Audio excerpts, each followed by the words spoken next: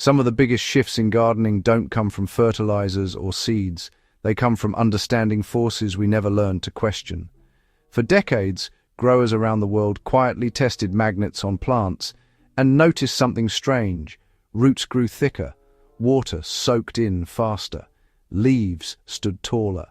Yet this idea never entered mainstream gardening. Not because it failed, but because it sits at the uncomfortable intersection of biology and physics, where, honestly, few people bother to look. This is not about magic. It's about how plants interact with energy, water, and movement at a level most gardeners have never been shown.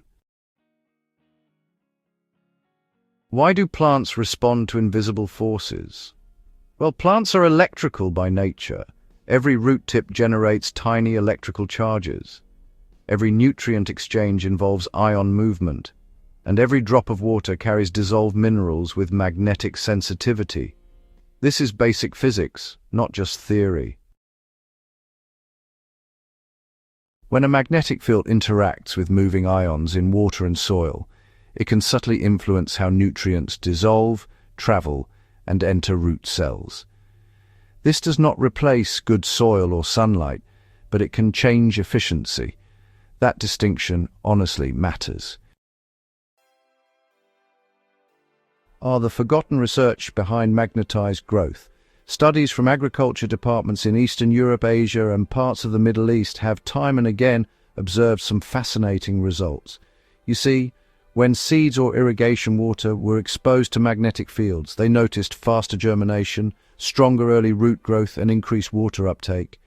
Quite intriguing, isn't it? Now, the results were not dramatic miracles, but rather consistent improvements, stronger seedlings, faster establishment, and healthier root mass.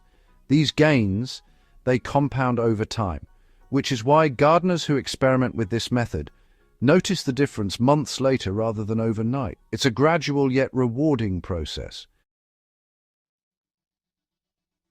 So why does modern gardening often ignore this idea? Well, magnets, they cannot be patented in gardening. They cannot be sold as consumables, and they do not lock growers into repeat purchases. That alone, my friends, explains why the idea never quite scaled commercially. It's a curious case of potential left untapped. Modern agriculture, really focuses on inputs. Magnets, on the other hand, are a one-time tool. They just don't quite fit the system. So, how do magnets interact with water? Well, water molecules tend to form clusters. Magnetic exposure can actually reduce the size of these clusters, which allows water to penetrate soil more easily and move through root membranes with less resistance. This, in turn, improves hydration efficiency, especially in soils that are compacted or heavy with minerals. And this is why, you see, gardeners often notice improved drought tolerance when magnets are used near irrigation lines or watering systems. So, where do magnets actually work in the garden? Well, magnets influence movement, not structure. They're most effective where water flows or roots are actively growing. Placing magnets on dry soil, honestly, does nothing. But placing them where moisture and nutrient movement occur, that's where the results really start to appear.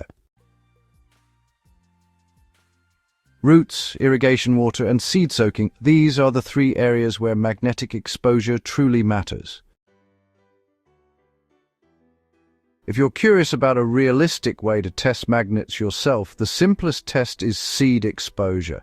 Just place seeds between two small neodymium magnets for about 12 hours before planting. Be sure to keep one batch untreated as a control, then plant both in identical conditions. It's a straightforward approach, and you'll be able to see the difference for yourself. Now, do not change the soil, the amount of light, or the watering routines. Just let the plants tell you the difference all on their own. Using magnets with irrigation water is actually quite simple. You can expose the water by attaching a magnet to your watering can or hose. so the water passes alongside it. This approach doesn't require any special devices, really. The key, honestly, is repeated exposure over time. If you use liquid feeds or compost tea, exposing them to magnets before watering may in fact improve nutrient dispersion. For a basic compost tea, use 1 tablespoon of compost or worm castings per 5 liters of water. Stir well and apply immediately after preparation.